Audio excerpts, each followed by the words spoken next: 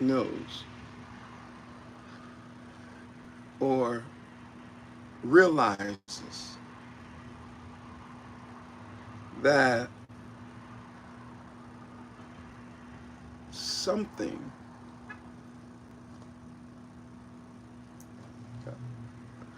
about the world and society today is broken.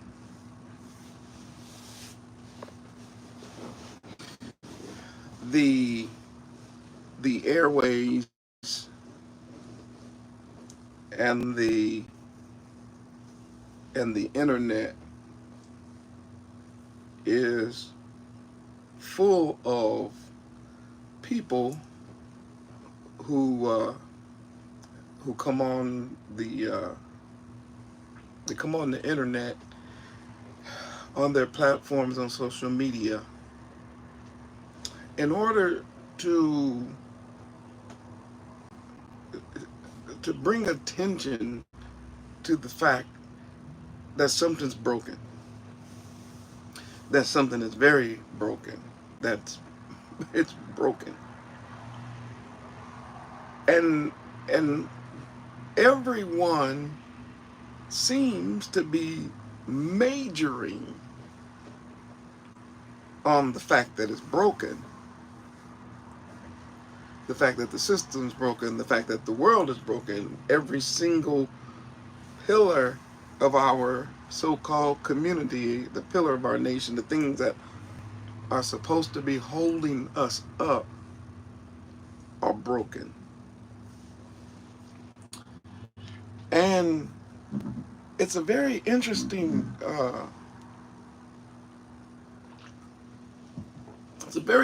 and important problem to ponder, that something is broken. I remember when my two daughters were babies, like really young, probably around, 5 years old, because they only like 2 years apart. So maybe 3 and 5, or maybe 4 and 6 or something. And every time they got something, or every time I got them something, they would play with it. It didn't matter what it was. It could be a bicycle, it could be a toy, it could be anything. It didn't matter. It could be whatever it was. If they were playing with it, or somebody else was playing with it, or whatever, or they were using it and they broke it, it didn't matter what it was. If they broke it, they immediately brought it to me. It didn't matter what it was. It doesn't matter what it was. It don't matter what kind of toy it was. It could be a toy that was mechanical. It could be a toy that was electronic. It could be like I said, a bicycle, a tricycle. It could be a scooter. It didn't matter. Whatever. It could be a kite. It could be it could be a slingshot. It could be anything. They would just immediately bring it to me. And I'll say, what happened? And this is what they always say. They would always say, it broke. That's what they always say. They would say, it broke. It broke. Yeah. What happened? It just broke. And I thought about that. I said, wow, that's interesting, because when I bought it, it was working. What happened? And you know what they would say? First thing they would say was, they're children, they're kids, right? First thing they would say is, I don't know what happened. Okay, I'm already getting into it. But that would be the first thing they say. I don't know. We were just playing with it and it broke. And what they wouldn't say was, they wouldn't say, I broke it. They wouldn't say, I broke it. That I broke the bike. I broke the toy. I broke this, or I broke that. They never say it. And I noticed something is that I can't blame that on the children, because I can't blame it all on the children, I should say, because adults do the same thing. You know, if they got to take their car to the shop, they'll say, this switch ain't working. They'll never go to the shop and say, I broke the switch. You see what I'm saying? If they got to call, y'all laughing in the chat. You know the more telling the truth. They never tell the truth. They always lie and put it on something else first. It don't matter. You take it in. What's wrong with it? It is making a noise. Okay. As though all of a sudden it just started making a noise all by itself. You didn't say, I didn't put no oil in it in the car. And because I did not put any oil in the car ran out of oil, it got hot, the pistons froze on the inside, and I threw a rod. And that's why it is making the noise that it's making. No, they just say, it just started making a weird noise. And I noticed that they do that in everything in life. That everyone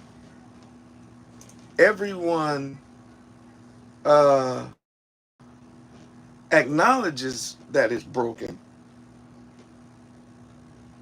but they will not acknowledge that they the one broke it, or they had something to do with it being broken. And everybody wants to talk about how our people are broken. And very few people want to talk about the fact that we broke it. Yeah. You don't see in today's day, when you look at the result of a community or people that's broken, all of a sudden it is some type of sin to be able to look into why it's broke. It's a sin. If the Moreh right now started getting into, okay, let's see when it broke. Let's see how it broke. All of a sudden, everybody in the chat would have an opinion, and they would get mad at the Moreh. It'd be arguing and fussing. I don't know who he think he is. First of all, that's always interesting to me. That's the first thing that always come out of somebody's mouth. Who do I think I am? Well, first of all, let's get something straight. It ain't about who I think I am. It's about who do you think you are? Because I know who I am. The question is, do you know who you are? I'm Dr. Yahrahn Ben Israel. I am Moreh at the Awakening Remnant Coalition. And as you can tell, I'm not in studio. I'm out on location. But I thought I would come in the room. I see some blue wrenches. Who is that? Z is in the room. G is in the house. Shalom. Shalom, shalom. Glad you all could come in. I'm not going to be in for a long time. I'm going to talk about this broken thing. So if we go back and look at the statistics of why our people, because everybody will admit that we're broken. If you do the statistics and say, well, let's see what we're dealing with now versus when we weren't so broken. Let's see when it first started to break. And we do that, all of a sudden now I become public enemy number one when I tell you, okay, well, let's look at the woman, because she's been over the house. You know, she's been running the house since the 60s, right? And they got rid of the man and the woman took over. You hear everybody talking about my mama. Ain't nobody talking about their father. Every now and then someone talks about their father, everybody cuss them out.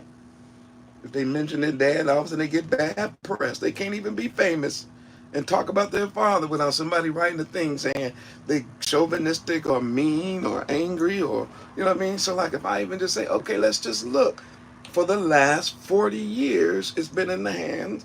It's been longer than that, but let's just say the last 40 to 50 years, the houses, our people, the houses have been in the hands of the mama. Hey, y'all already getting mad. Don't do it. This is not a matter. I'm not talking. I'm not gonna. This is not about that. I'm not dealing with that. I just wanted to cause a knee-jerk reaction in you. That's all I was trying to do, and I did it. I just wanted to cause that. I just wanted to make you feel irritated about something. I just wanted you to see what that felt like.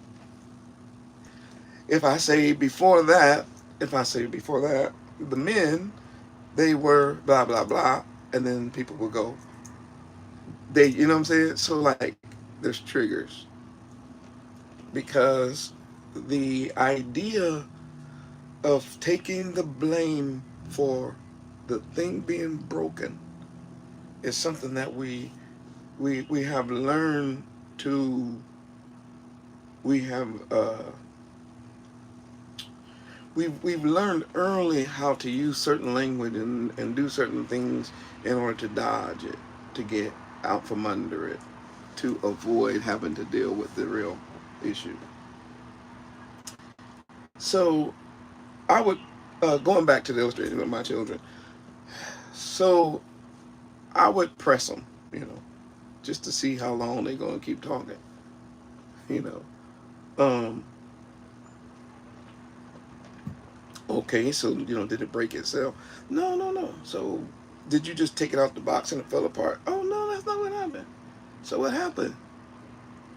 And normally, well, both of my girls were really, really honest. So once I pushed them a little while, they would say, okay, this is what happened. You know, so and so came over, and then we had the cousins over, and we took our game out, and then so and so, you know, got mad and stepped on a two-piece, whatever, and then the whole story comes out, right? And then whatever. And I guess after a while, I remember one time I was trying to do that. I was trying to talk to them, okay, how to break and da da da da da, and I think it was. Uh, my second to the baby, she said, Daddy. And I said, yes. She said, just fix it. Ooh, ooh, ooh, y'all didn't hear that. I know. She just looked at me and said, Daddy. I said, yeah. She said, just fix it.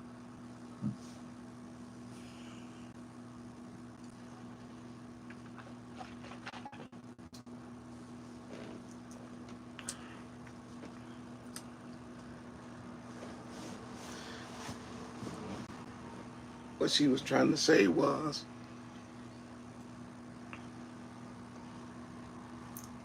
I know that I broke it, and my friend broke it. We tried to put it back together, and my cousin, and we can't, and it's obvious that it didn't break itself. But the fact that I'm bringing it to you, I already know that you know. So just fix it.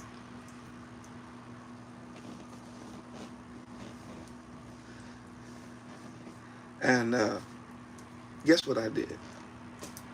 If anybody out there watching the movie and rolling with me in this short time that we have together, if you want to know, if you think you know what I did, write it in the chat. Let me see. Anybody? Y'all already know. Who said that? Free and Bill and everybody said, yeah, I already know what he did. What? When she said, Daddy, just fix it. Y'all already know what I do. I fixed it.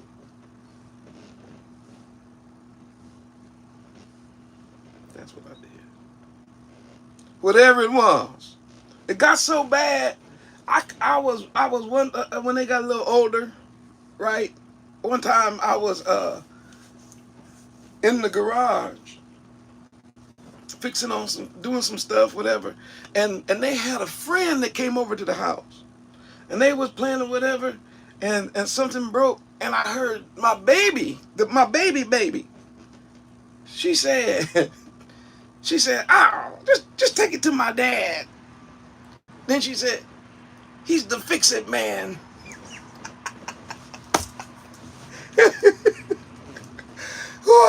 I overheard her say that, and I was rolling. She said, "I'll just take it to my dad.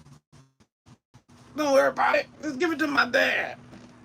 And then she paused. She said, "He's the fix-it man." Did you see it? Did you catch it? Yes, I'm talking about children and myself, but do you understand where I'm going with that? Did you get it? That she then was so confident in me that she was able to tell her friends, "Yeah, I don't care if something broke, if you break something, just take it to my dad." What? He's the fix-it man.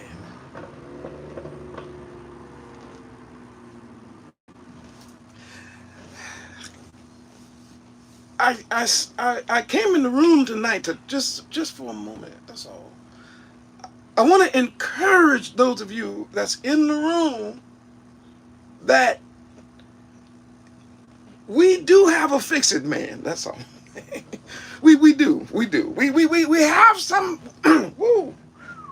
Why? We have somebody that we can take our problems to. We can take our trouble to. We can take that which is broken. We have someone. We have our Abba. And his name is Yahuwah. And let me tell you something. I'm a living witness. What? He can fix it.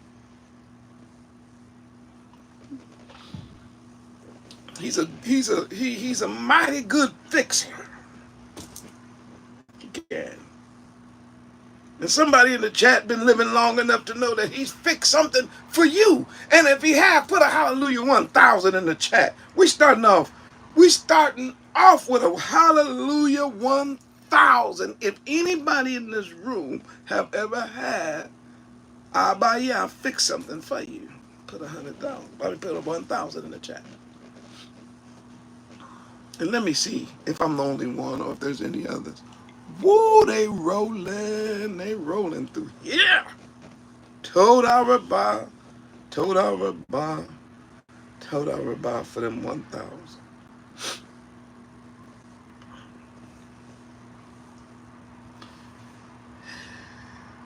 In order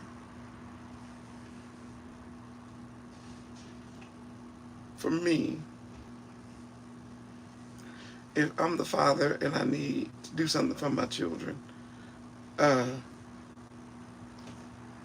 one of the things that was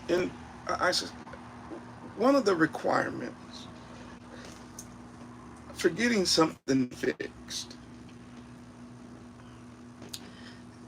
you must first acknowledge that it's broken.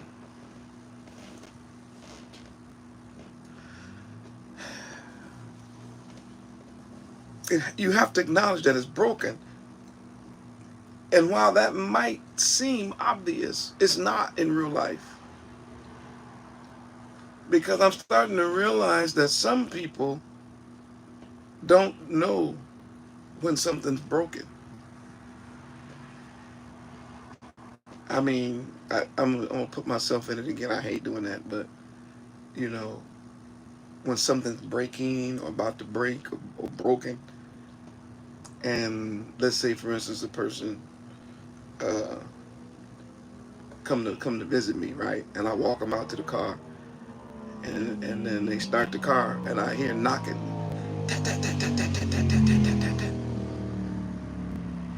And they just about to drive off. I'm like, hey, you can't hear that knocking? Oh man, it been doing that. It been doing what? tat. Every time I start the car, I just started doing that. Tat, tat, tat, tat, tat, tat, tat, tat, tat, tat, tat. Right? The fact that the person's still driving the car means they don't know that it's braking. They don't know that that sound that you're hearing is a sound that is probably the last true warning that you're going to get before you destroy that whole engine. But if you didn't grow up around motors, and no one ever taught you about a motor, and nobody ever taught you about the importance of oil and what oil does, and how it runs when it's full of oil, the sound it makes when it's getting lower, and then when it's almost out, you know what I'm saying? Those of us who grew up around that stuff, we can hear it. We don't even try to hear it. We can just automatically hear it and be like, hey, gotta do something about that. But people who weren't taught that don't know. So therefore, they don't know that it's broken. They don't know that it's breaking. I can use that same illustration and deal with life. How can you know that your life is broken if you never had life that was whole? If you've never had a life that was fixed, how would you know when that fixed life was broke?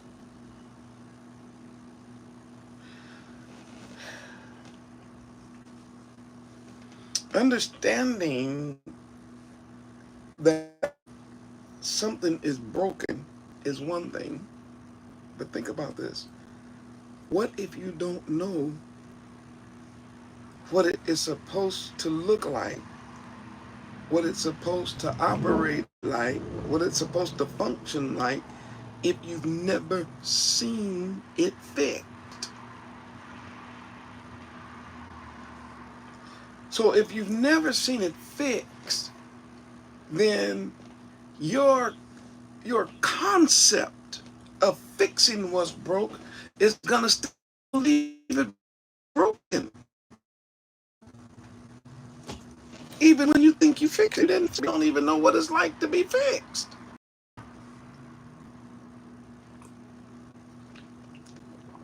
In the country, they say, no, I ain't gonna use the term. I'll say what the common people say. They call it jerry rigging it. We didn't use the word jerry. We used the N word. We say they N word rigged it.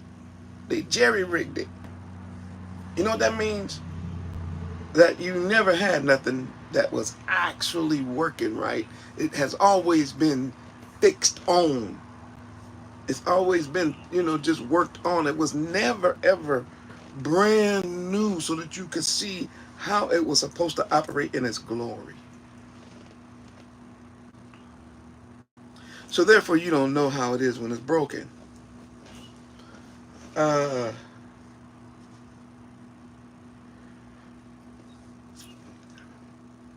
One of my best friends in the world, y'all hear me talk about him a lot online. His name is Lewis. Lou was telling me about his father, and this was way back in the 70s. He said, my dad only drove Cadillacs. So he got a Cadillac back in the 70s, in the late 60s, 70s. He said, my whole life until my father died, he didn't drive nothing but Cadillacs. And he said, and my father never, ever took the Cadillac to just a regular corner repairman. I'm like, whoa, why? He said,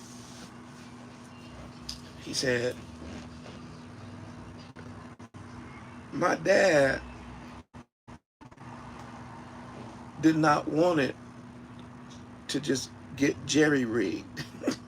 But he used the N-word. Nickel-rigged. He didn't want that kind of fix. He didn't want him just grabbing any old part and putting it in because it fit. Oh, this might fit. Oh, this might fit. Oh, this belt right here might fit. He didn't want to do that.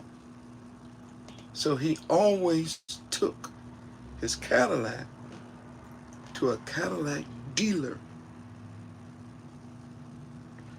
And the reason that he took it to the dealer is because back then, they don't do it now, but back then, the goal of every repair at the Cadillac shop was total restoration. The goal was not to just temporarily patch it, but it was to bring the car back to its original specs. And that word is short for specifications. So whatever the original specifications were for that car, he wanted to make sure that every time he drove it, it drove like it was supposed to drive the first day he bought it. What they call OEM parts, which are, or OEM, original manufactured parts. That's it. No aftermarket parts.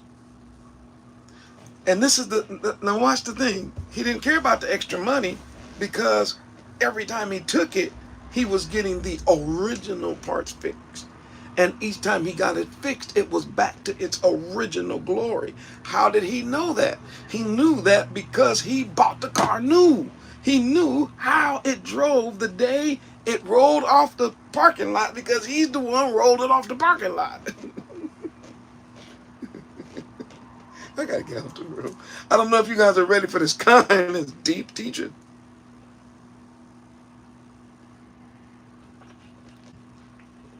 Now, of course, he had money, so we ain't talking about that. Now, don't y'all go out here and you can't hardly pay the rent and keep the lights on trying to go out and buy you no Cadillac. I ain't talking about that. And look, if you're struggling, you do the best you can to get that thing running if it's a bucket. That's not what I'm saying. When I'm just trying to show you an illustration.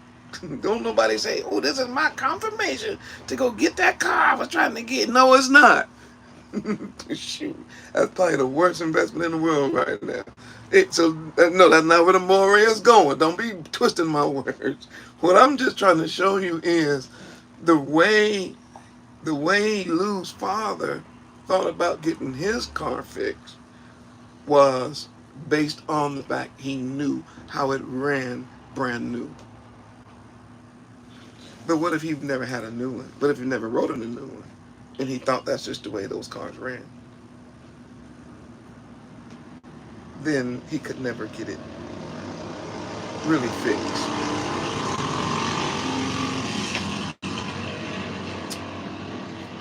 So he took the Cadillac to the Cadillac dealer. Because it didn't matter who else was in town, what other shop there was anywhere in town. The reason he would take the Cadillac back to Cadillac is because Cadillac was the maker of the car. Yeah. Cadillac just don't fix cars. I gotta go. Ooh-wee. Like, Cadillac just don't fix cars. Cadillac makes cars. Cadillac makes Cadillacs. That's why they told you, put 92 in the tank. Why? I made this car. I know what it is designed to run on. Don't tell me what it can run on. No, I'm telling you what I designed it. I made the car. Put this antifreeze in here. Well, the man at the store said you can put anything. The man at the store ain't the maker. I need you to put this antifreeze. Make sure it's got this dot on the bottle. Make sure the last numbers on the number on the bottle it matches this number right here. Why? I designed the cooling system too. And don't be getting no sorry oil either. I got oil specially designed for the Cadillac. You already know where I'm going with this. In order to bring that Cadillac back up to the specifications of a Cadillac, in those days, that was a big car for us people, for our people, right? He took it to the one that made it, to the one that designed it.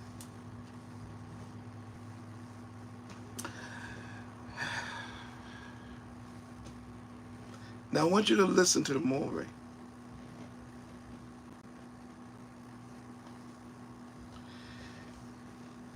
We are,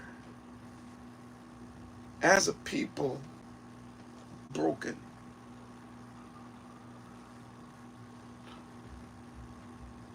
And everyone knows it.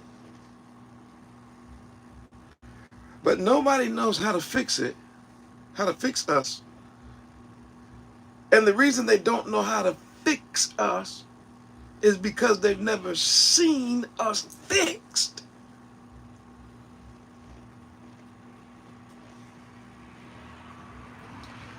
They've never seen us new.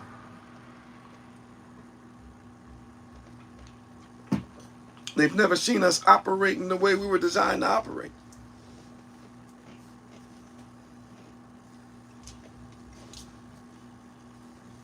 Before we woke up to the truth, we thought we was niggas. We could look at brown skin and call it black. We was looking at a picture of a white man with blonde hair and blue eyes calling him God. We've been broke a long time. We was worshiping on Sunday calling it the Sabbath. We're eating swine flesh and saying we prayed over it and the prayer fixed it. While we still steady going to the hospital and getting sick and dying of high blood pressure. I can go on with that, right? We were messed up. We weren't operating the way we've never operated like that. We don't even know what it's like, because what we did was when we came out of captivity, we had Stockholm syndrome. And so we would go to the slave owners, the pseudo-religionists, the white supremacists, and all that, and we are asking the people who hated us to fix us.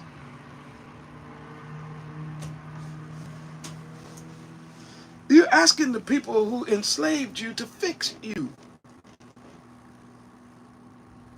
You're asking the people who said you don't even count as a whole human to put you back together the way you were designed to be. You are asking people who have denied our Messiah to fix you. People who have told you that you was a Gentile and that you should be happy to be carrying a white slaver's name on your back. Those are the people that you want to, you want them to fix you. You really think they're gonna fix you? The people that enslaved you, you think they're gonna fix you so that you can now be the head and not the tail? You think that's part of their plan, is to see you as a people and as a nation fixed? Now, everybody talk about the broken part, but the point is, what about the fixing part? Because you tried everything else, nothing works. I already know. Ain't nothing working for you. It won't work. Because my subject. Only Yahuwah can fix us. You see, he is our maker. It is he that has made us, not we ourselves.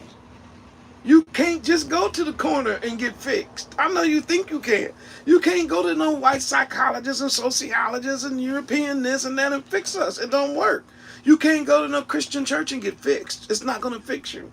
You can't sit under no pigment eating preacher and get fixed. You can get patched up. It's like putting a band-aid on cancer. It don't work. It's not going to work. All they're going to do is put more makeup on you.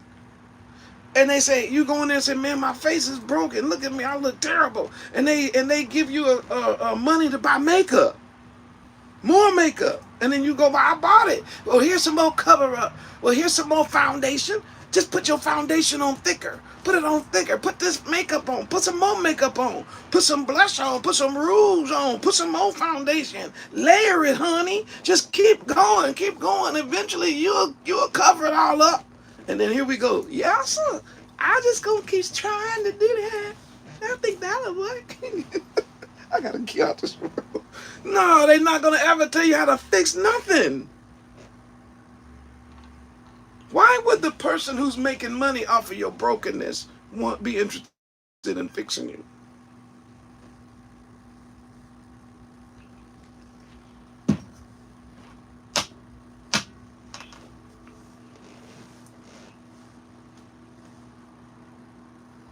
But we need to be fixed.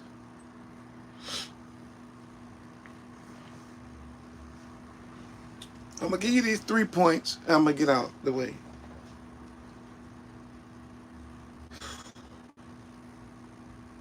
Fixing something requires knowledge of something, of the thing that is to be fixed. To fix something, you have to have knowledge of how it works correctly first. Then you have to have knowledge of how, or the skill to know how to fix what's broken. You have to have that, or you can't fix it. I grew up fixing so many things. Me and my family, my brother-in-law and some others, it was close. We did it so much that it was a part of our life. I guess growing up in the country, you just fixed everything. And we could tell if someone else tried to fix something, and we look at each other and be like, hey, bud, that ain't gonna work. Say, what? What you trying to do to fix that? That's not gonna work.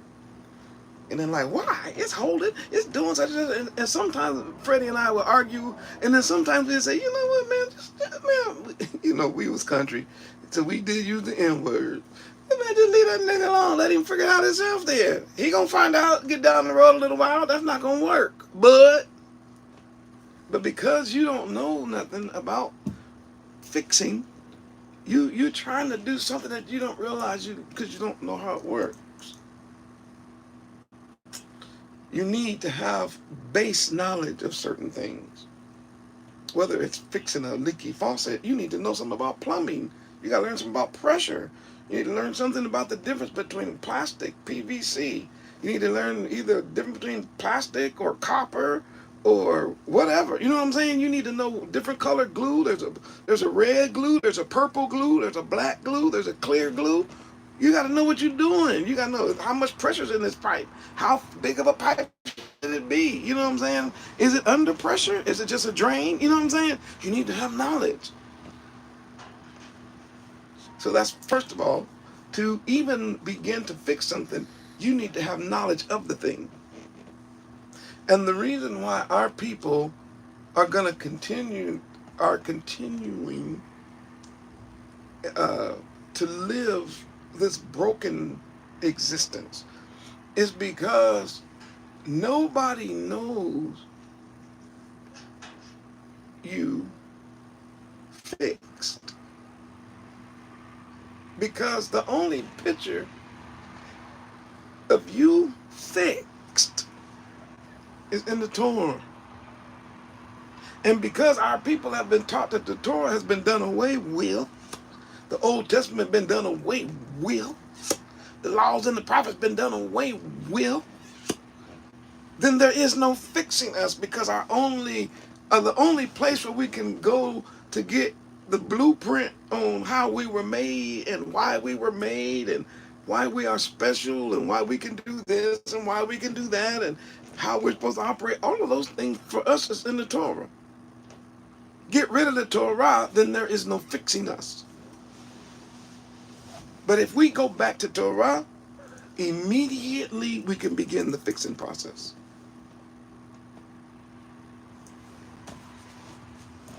That's number one. You got to know how something works. Number two, you got to have the power to fix it. The power can be in several ways, but I'll just use two. The power to fix something can be the authority to fix it, the right to fix it, because of your qualifications as a fixer. Take it to my dad. Why? He has a right to fix it. Wait a minute, but you broke it. Yeah, but my dad is the fixer. They wasn't going all down the street knocking on other people's door. Hey, can y'all fix this? Can y'all fix that? Can y'all fix this? They're like, wait a minute. Ain't Yosh your dad? Yeah, but I'm not going to ask him. I just thought I'd ask you. No. They don't have the authority to fix what's in this house. I'm the fixer, and they know that. So the authority to be fixed, we are insulting Abaya when we don't take ourselves and our people to him, because he's the only one with the authority. As a matter of fact, he ain't gonna let nobody else fix us. I ain't got time for that right now, but whoa, he ain't gonna let it.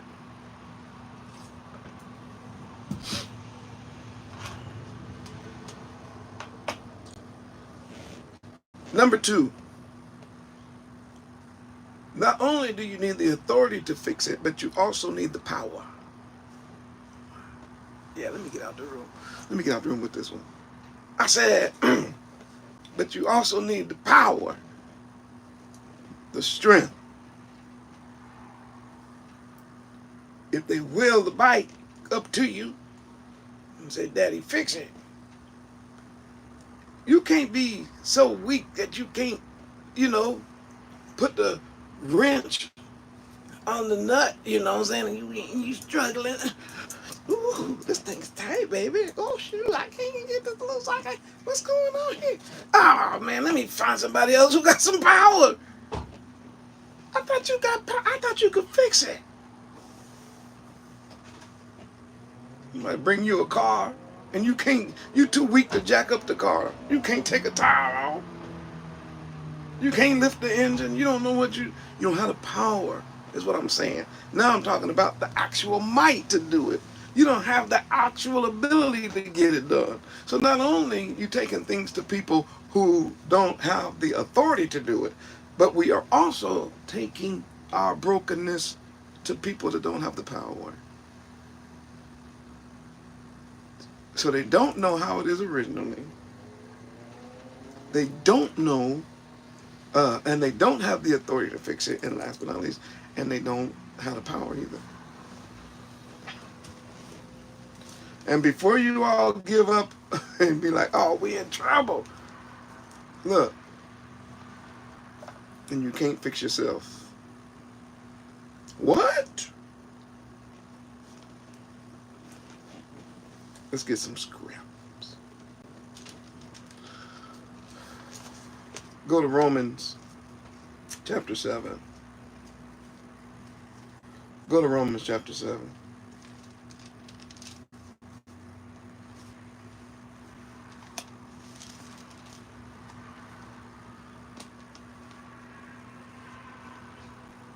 He says,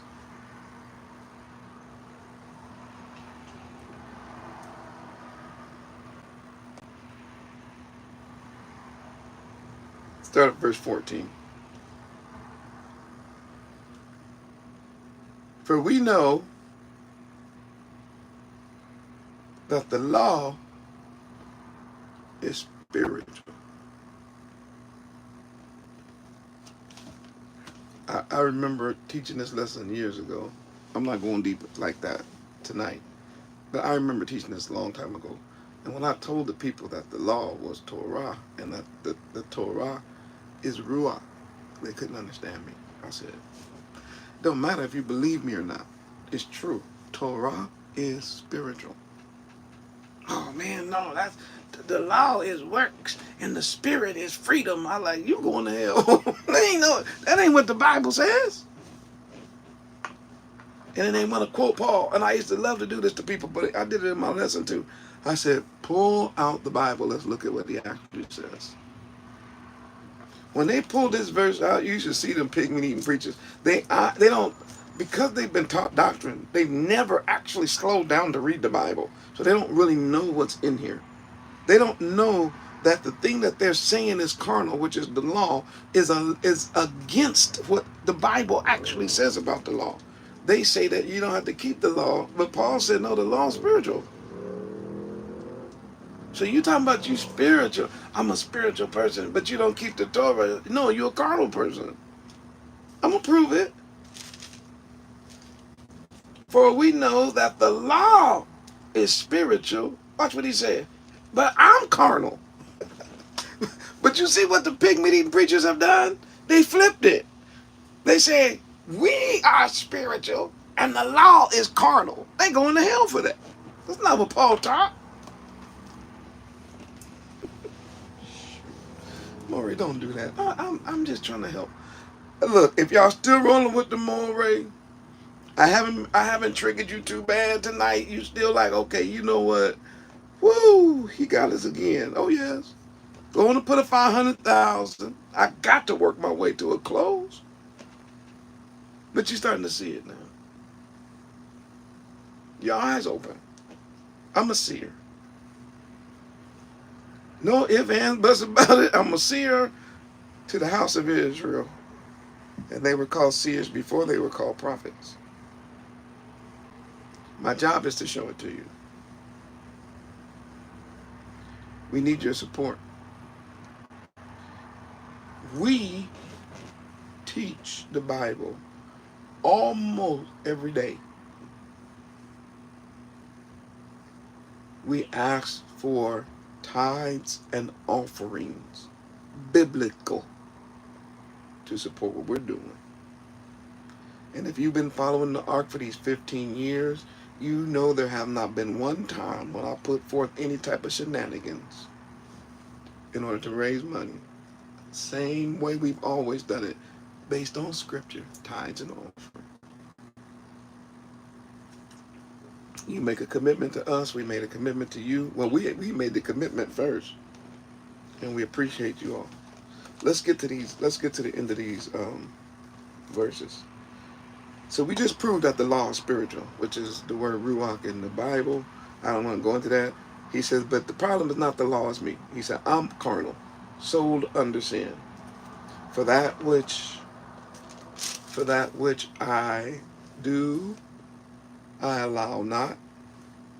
For that which I would, that means that thing that he want to do, he said, that do I not. But what I hate, and that word hate means that which I personally want to separate myself from. He said, that's what I end up doing. It's a terrible situation. Broken. Anytime something is functioning like this, it's broke.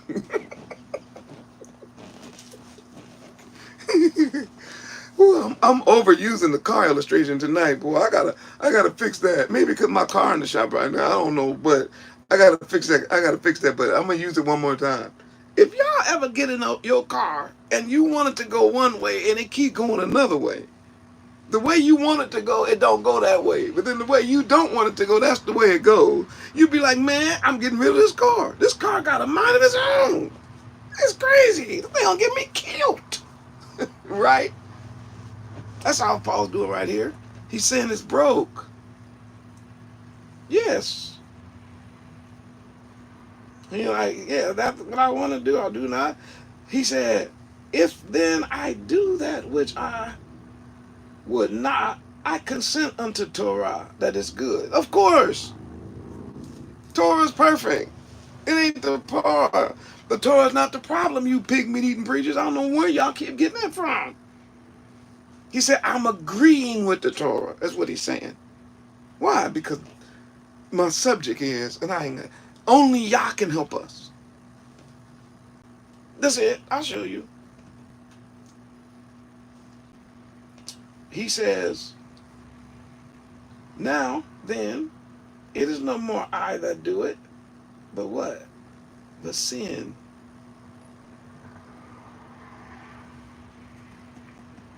Breaking the law is my problem. Sin is the transgression of the law. Breaking Torah is my problem. Wow. And it lives in me. For I know that in me, that's in my flesh, dwells no good thing. How do you know that, Paul? He said, because I got the will. Okay, you got the will. He said, yeah, man, I got the will. The will is always with me. That ain't the problem. How to perform that which is good, I can't find it.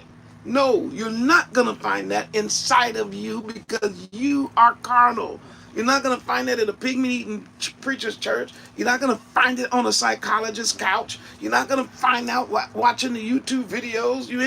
You sure ain't going to find it following these campers and things. None of them know this. They don't understand what Paul is doing because everybody is fighting the law. They fighting Torah. And they don't know that the Torah is the thing that's going to fix you. I'll show it to you, but just for now, just understand something. You got to first acknowledge that it's broken. But you won't know it's broken unless you've ever had it fixed. Let's keep going. He said,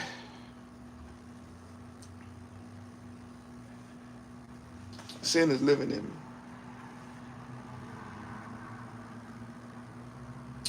(18) again. For I know that in me, that is in my flesh, dwell no good thing. For to will is present with me, but how to perform that which is good, I can't find it. For the good that I would do, I don't. But the evil, which is, remember that word tov is function, functional. Evil is dysfunction. Just remember those two words. Don't have one picture of like an angel that's in white and an angel that's in red. That is not the picture. One word, good, is simply functional. The word function has to do with operating right. Dysfunction means the thing is not operating right. It's broke. It's dysfunctional. Right? So just keep those two in your mind. Get that pitchfork red angel, on one shoulder and the white angel on the other shoulder, and that's always funny too, but I ain't gonna get into that. Get that out your brain. That's not what he's talking about here at all. He's talking about function and dysfunction.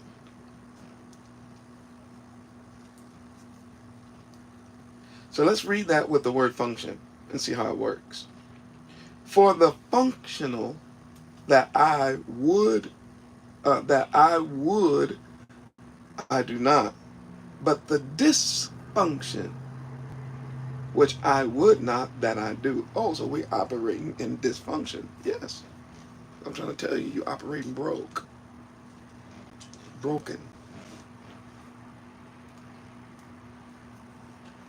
Now,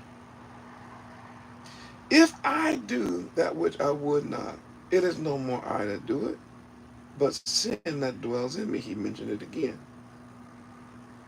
The problem is I keep breaking the Torah. He said, I find that another law. What is the law? That when I would do good, functional, dysfunction is always present with me. I'm always dealing with function and dysfunction. And when I want to be functional, I got to always deal with this dysfunction. The dysfunction seems to have more power over me than function.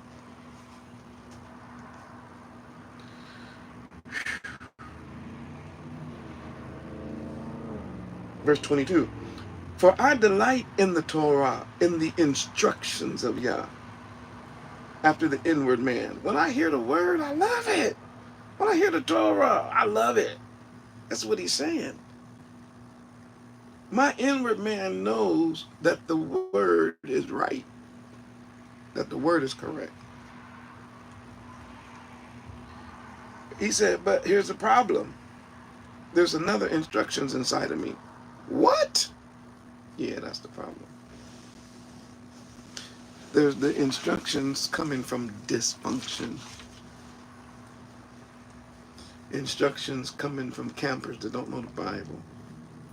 Instructions coming from pig meat eating. They supposed to be preachers and pig meat eating, Christmas worship and Christmas tree bowing down to, Easter egg hunting, trick or treating.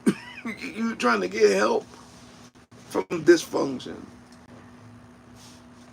David said, if the foundations be destroyed, woo, what shall the righteous do? He said, I see another law in my members. What's it doing? It's at war against the law of my mind. And what is it doing? It's bringing me into captivity to the instructions of sin.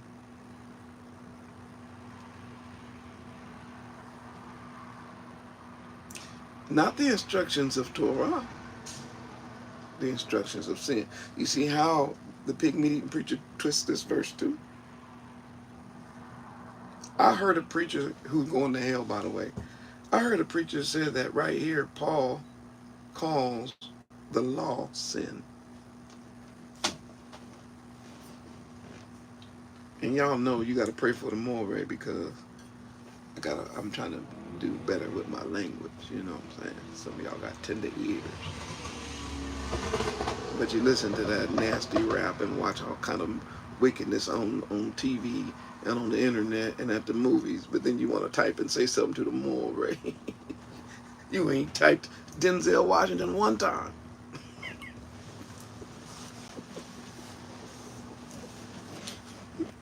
You steady hollering Wakanda and carrying on, but you got a problem with the Moreh. Okay, hypocrite.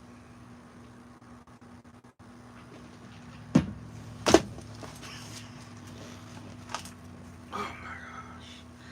Where am I? Oh yeah. Talking about these preachers going to hell. So he's saying that these instructions of sin are in his members. So now watch what he says. Verse 24. Oh, wretched man, broken, that I am.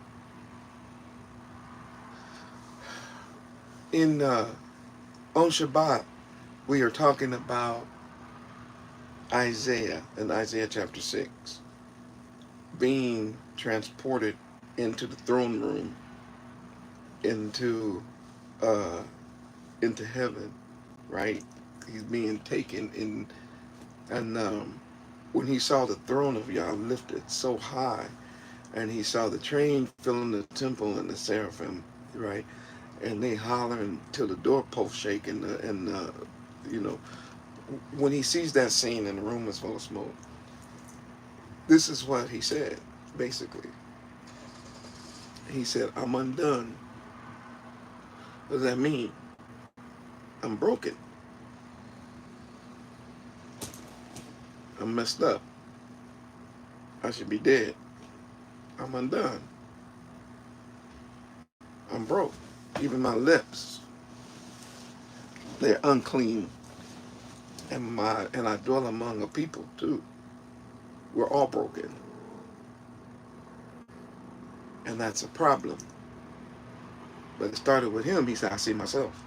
Same way that Paul is saying here. He says, oh, wretched man that I am. Then he says, who shall deliver me? And watch the word he used. From this body of death. that if I don't get out of this, I'm going to die. If I don't get out of this dysfunction, I'm going to die. It's killing me. And as I keep trying to become more functional, even though I like function over dysfunction, I find myself keep being drawn into this damn dysfunction. And he said, and it's not just around me, it's in me. And I done already tried to fix myself. So before you say, you just need to go somewhere and fix yourself, he said, I already tried.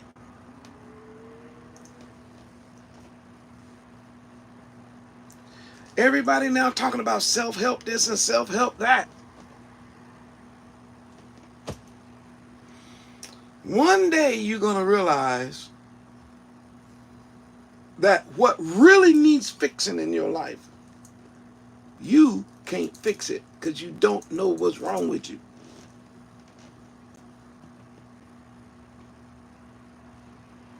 When you don't know the Torah, you don't even know what sin is.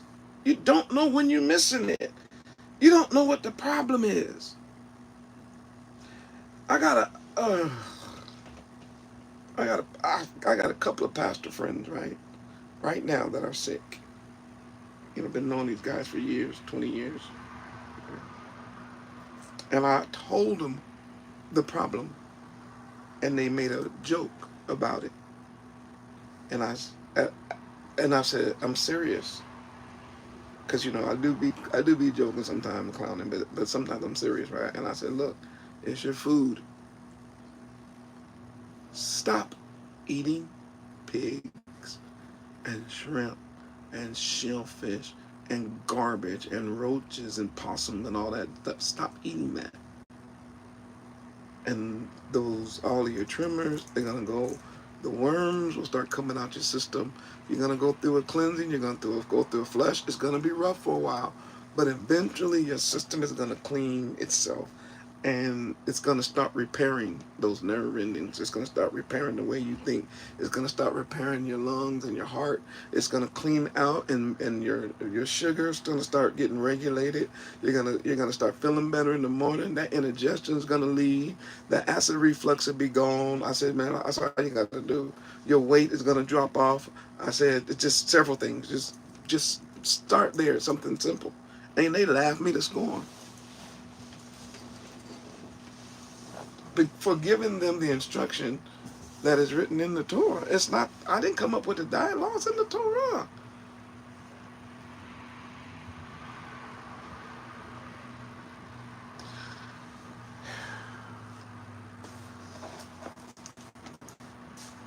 See, only Yah can fix us. That's my point.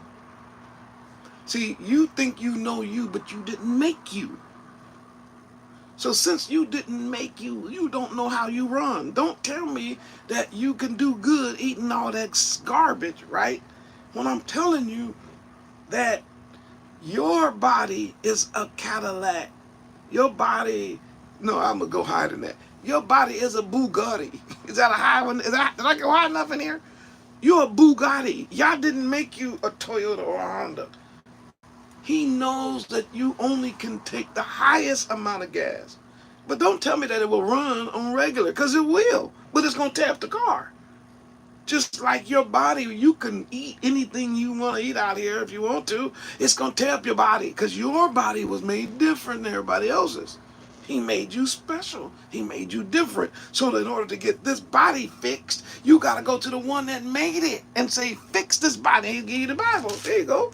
Read this. Follow this. If you want that part fixed, it's easy. That's not a hard part. And if you move it to all the other areas of your life, you'll see it's the same thing. Move it to your family, it'll fix it. Move it to your relationships, it'll fix it. One way or another. Put it in your children, it'll fix them. Watch this. Me and Jazz talked about this. You can take this, right? This Bible.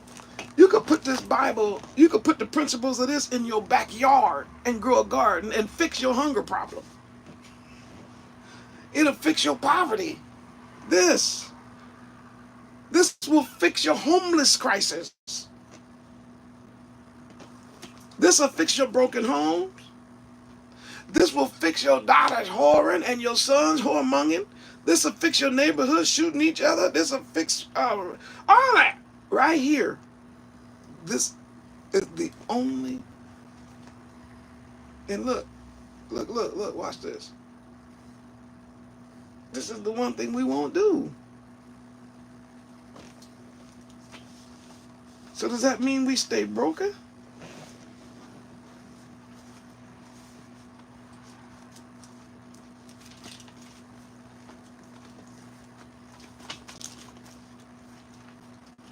Y'all put a 900,000. I'm about to get out. Put a 900,000.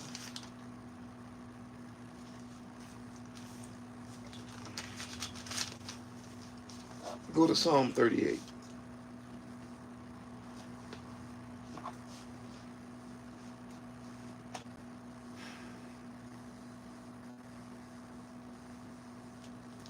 Psalm 38. O Yahuwah, rebuke me not in thy wrath, neither chasten me in thy hot displeasure. For thine arrows stick fast in me, and thy hand presses me sore. There's no soundness in my flesh because of thine anger, neither is there any rest in my bones because of my sin. My grandpa wrote this.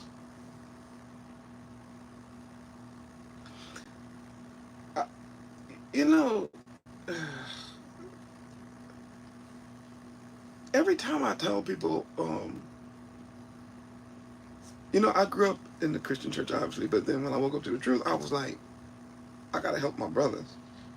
And you know, they kept asking me questions like, is that in the Old Testament or the New Testament? And I kept telling them, what difference does that make? Oh, because we New Testament. I said, but the New Testament is the Old Testament. What do you mean? And the fact that you even asked me that is weird, but I'm cool with telling you. There's nothing new in the New Testament.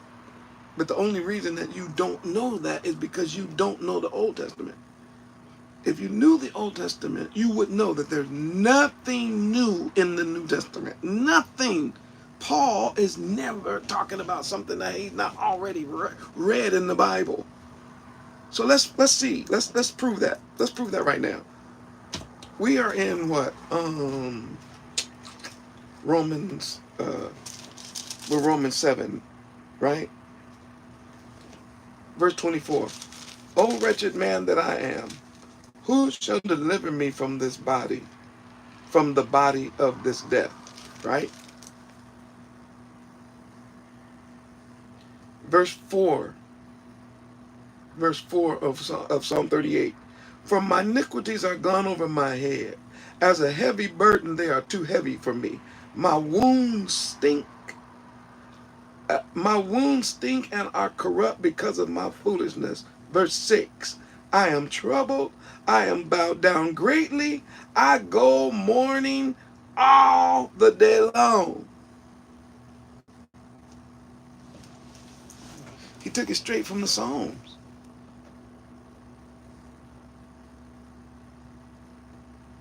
For my loins are filled with loathsome disease, and there is no soundness in my flesh. I'm feeble and sore broken. I have roared by reason of the disquietness of my heart.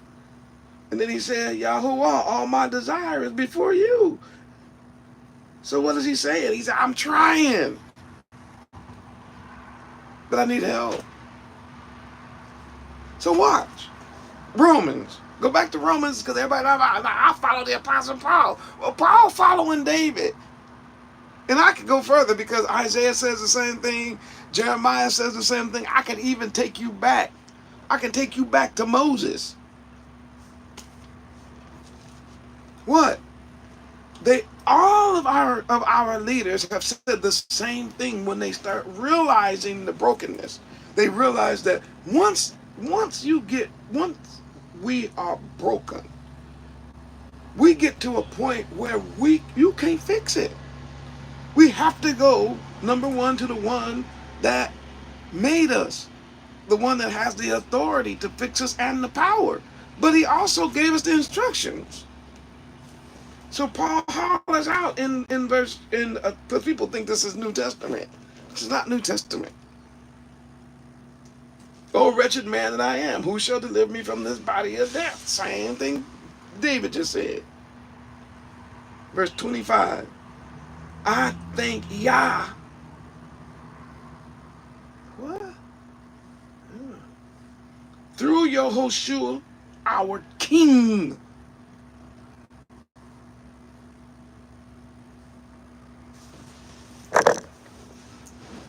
You see it? He's trying to tell us something. And I'm about to get out of here. He's trying to tell us something.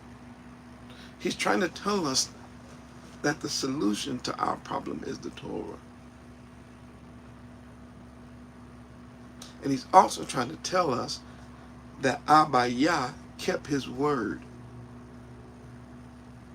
when it came to giving us a deliverer in our King, who would be our helper. I know that's a terrible word in English, but he would be the one. I can't do this. I can't be hollering in my trailer. They don't call it, you know what, on me. But he would be the one that would fix us. The covenant got the fixer in it. Y'all ready for this? He said, so with the mind, myself, I serve the Torah. He said, but with the flesh, he said, I'm serving sin. But watch it, verse 8. There is therefore now no condemnation to them that walk in Hamashiach. Why? You can't be condemned and walking in the Torah. He's the Torah made flesh.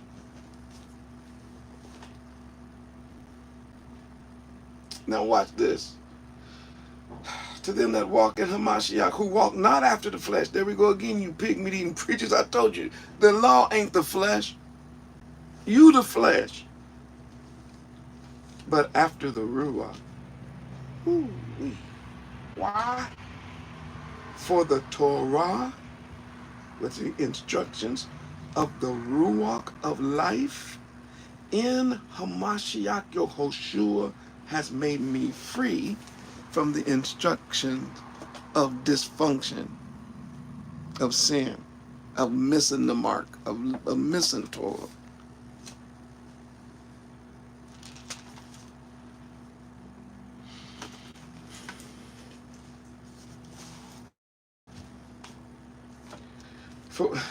Okay, what time is it? Oh, I can't believe I'm over time.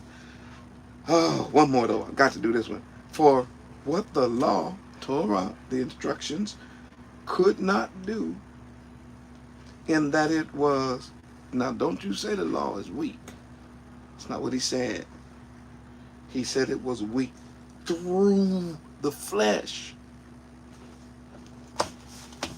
I ain't got time to do it with you all night. Y'all not ready for this kind of preaching. Like, Maury, are you serious? Yes. The law ain't never been looked at as down and weak and see. He said, man, the problem is the Torah. He's already arguing this in chapter 7. He said, man, the problem is it's when the Torah gets in my flesh, it's got to deal with this other flesh, this other law, this other instructions. And therefore it can't accomplish what it's supposed to do, not because there's something wrong with the Torah, it's something wrong with me. So I need help. And this is where he finds it. Watch this, y'all. This is so good. This is so good. Let me just finish this little bit up. He said, Yah sending his own son, Yahushua, in the likeness of sinful flesh. He don't have no sinful flesh, right? His flesh is perfect, even though it looked like ours. It didn't operate like ours. And for sin, condemned sin in the flesh. What? Why? that the righteousness of Torah might be fulfilled in us. In other words, he did it to fix us. Because only he can fix us. I've enjoyed being in the room. If you learned something, if you were encouraged, support the work of the ARK. How more? Tithes and offerings, that's all we ask. Biblical. Just read the Bible, find out what the tithe is, support the work. And then we pray for you. And until we meet again, matter of fact, wait, hold on. Put a 1 million in the chat. I want to thank all the administrators that's in the room. I'm about to get out. I was only coming in here for a little short time, but got caught up as I normally do. But y'all can see it, huh? Yes. So if you need fixing, and you do, and then we need fixing, what we need to do is call the fix-it man. Yeah. We need to call him. And humble ourselves under his mighty hand. And then let him fix it. Don't be talking about, no, not that part. No, let him fix the whole thing. Y'all just want him to fix one thing and not everything. No, he got to fix it all. He got to put us back to factory specifications. He got to put us back to factory specifications. What is that? Holy, righteous, loving, kind, powerful, smart, compassionate. Got to put us back to that status. Oh yes. He got to work on us. He got to put us back as the apple of his eye and the sheep of his pasture yeah.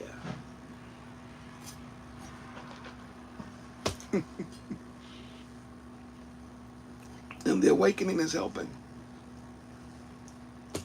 Our people are waking up to the truth every day.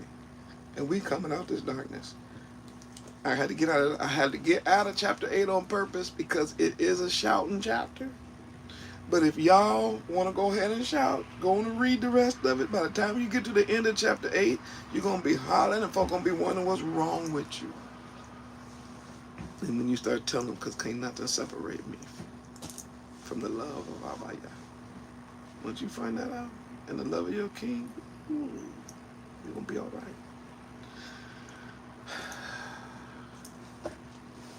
One love, told our about for them 1 millions.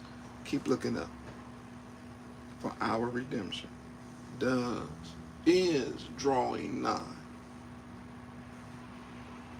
And remember, only Yahrahn can fix us.